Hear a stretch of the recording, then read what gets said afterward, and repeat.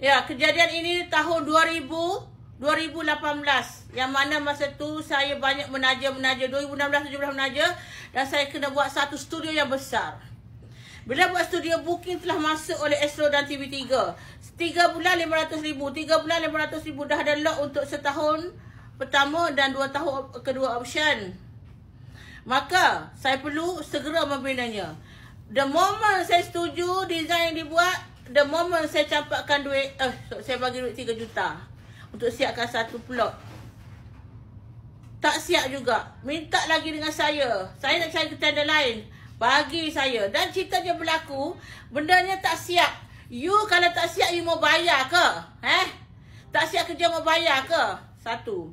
Yang kedua, spek tak betul mau bayar ke? Tetapi cerita ini, saya cakap dengan jelas ya, cerita ini bukan saya dengan orang yang menuntut, tetapi Maincon dengan Subcon. Maincon, Subcon.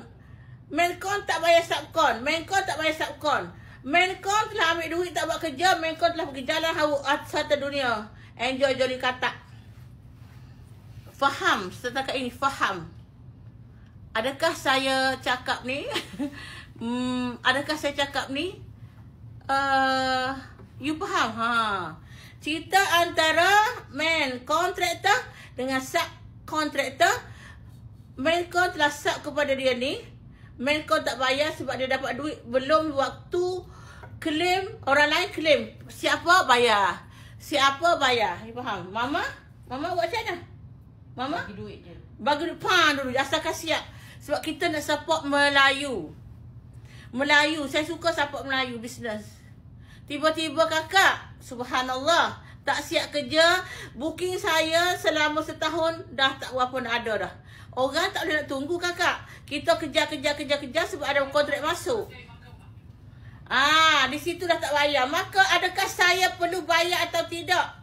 Masa tu saya sebenarnya, saya satu benda yang saya terlepas pandang, iaitu dia ada mahkamah industri. Tidak kan? Dia ada mahkamah industri. You dengar ke tak saya cakap ni? Tak payah bayar. You dengar tak saya cakap ni? Dengar. Okey, alhamdulillah. Masa tahun 2018, saya banyak buat event di sini sana, luar negara. Saya pergi luar negara mana-mana. Maka saya terlepas pandang ada mahkamah kontraktor. You tahu tak ada mahkamah kontraktor? Ada mahkamah kontraktor. Mereka telah pergi menuntut di mahkamah kontraktor. Dan saya pula masa tu tak tahu bila orang yang datang, yang Maincon tu datang kepada saya, suruh sign waktu maghrib. Saya pun tak tahu. Maka di situ dia ada dapat SIPA punya judgement. Tulis SIPA judgement. Mahkamah kontraktor, SIPA judgement. SIPA judgement. Tahun tu lah saya tak peduli, saya tak tahu. Saya tahu dia ni menghancurkan saya punya cita-cita, impian dan duit. Jadi saya tak pergi pun nak lawan balik mahkamah industri, mahkamah kontraktor. Saya tak pergi lawan, tak hantar wakil pun, maka menang. Menang saya pun tak tahu. Saya sendiri tak tahu konsekuensi berlaku atas kejadian ini. Konsekuensi dia adalah seperti hari ini. I don't expect. Saya tak expect pun benda-benda macam gini. Sebab saya tak tahu pun kejadian SIPA tu. Sebab saya busy ke sini. Saya cari duit. Tetapi benda kecil ni saya terlepas pandang. So you jelas tak? Duk kata saya macam-macam. Tak saya bayar hutang lah, apalah. Memang saya sampai akhirnya, saya sumpah saya tidak akan bayar 1 sen pun sebenarnya. Saya sumpah saya tak akan bayar 1 sen pun sebenarnya.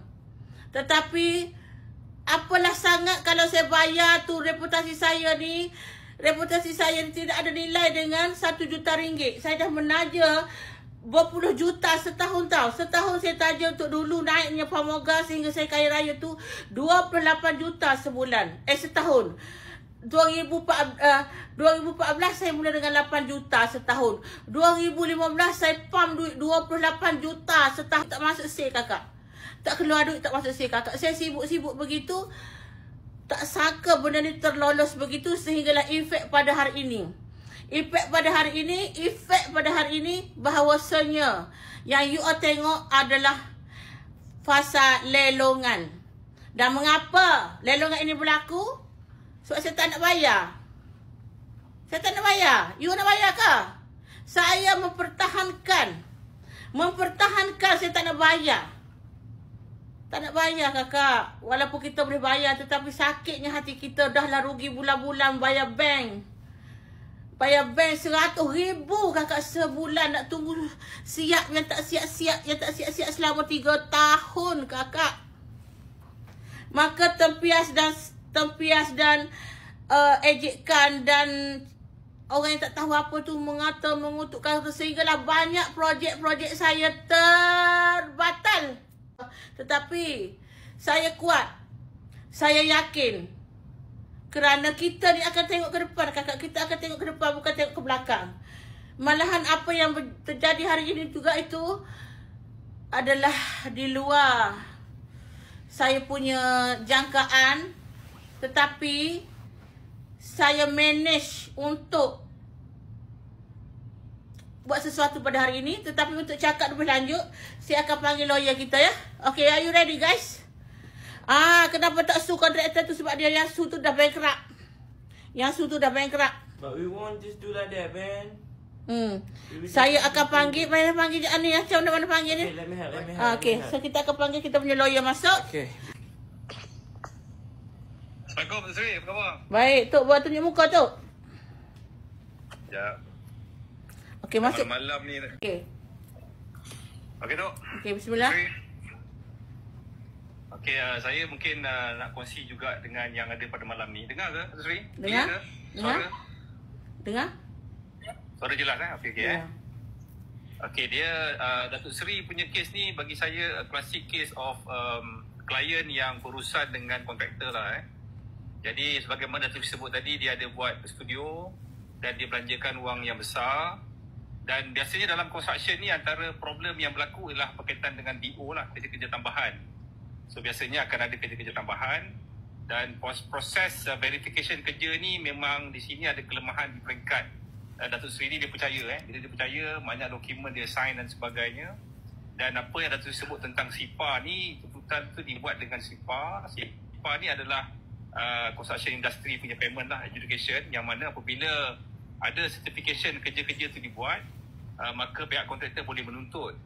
Cuma dalam isu Datuk Seri ni dia ada sedikit nasib tidak menyebelahi Datuk Seri lah saya kira, sebab QS yang terlibat juga ketika ni tak berapa sihat. Dia masih ada lagi ke Datuk Seri QS tu? Ada?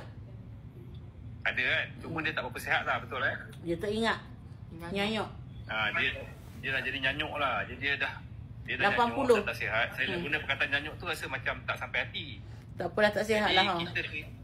Betul, dia tak sihat. Jadi kita kehilangan satu material witness yang penting lah.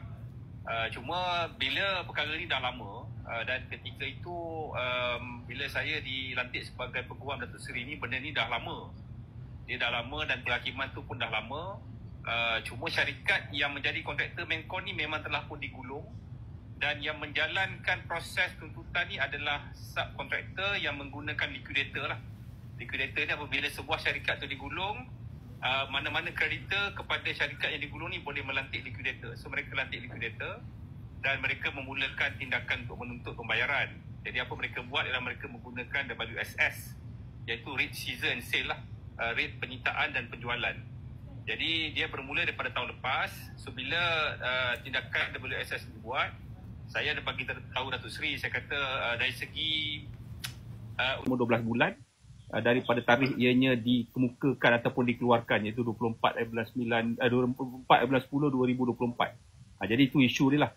Cuma berbalik kepada lelongan tadi, kita ada satu pembida, friendly party, yang mana jumlah yang telah pun dinyatakan dalam senarai lelongan, iaitu 1 juta untuk semua aset tersebut. Walaupun secara prinsipnya Datuk Seri pun telah bagi tahu saya yang semua jumlah barang-barang sitaan tu melebihi jumlah 1 juta. Jadi 1 juta telah pun dibayar dan barang-barang itu kekal lah bersama dengan Datuk Seri. Cuma kita akan masih teruskan di peringkat mempertikaikan keabsahan lelongan tersebut. Jadi Datuk Seri saya tahu memang ada keupayaan untuk membayar. Tidak mahu membayar kerana prinsip tak puas hati dengan main kontraktor. Cuma pengajaran kepada kita, bila kita berurusan dengan mana-mana pihak, kita perlu pastikan documentation yang kita ada itu mesti ditandatangani dengan baik. Kita kena pastikan QS yang terlibat juga, kalau boleh cari yang fit lah, yang fit. Maksudnya mungkin syarikat mereka ni kekurangan dari segi bukti. Banyak janji yang dilontarkan secara lisan misalnya tidak direkodkan, tidak ada hitam putih. Kadang-kadang dokumen kita sign, kita main tanda tangan saja perjanjian, kita pun tak baca. Tapi perjanjian tu mengikat kita, dokumen yang kita tanda tangan seolah kita setuju. Tapi sebenarnya kita pun tak faham apa kandungan yang dinyatakan dalam perkara-perkara itu. Ini semua penting. Jadi saya kira satu pengajaran yang besar kepada Datuk Seri, dan apapun proses guaman ni Datuk Seri pun telah lalui.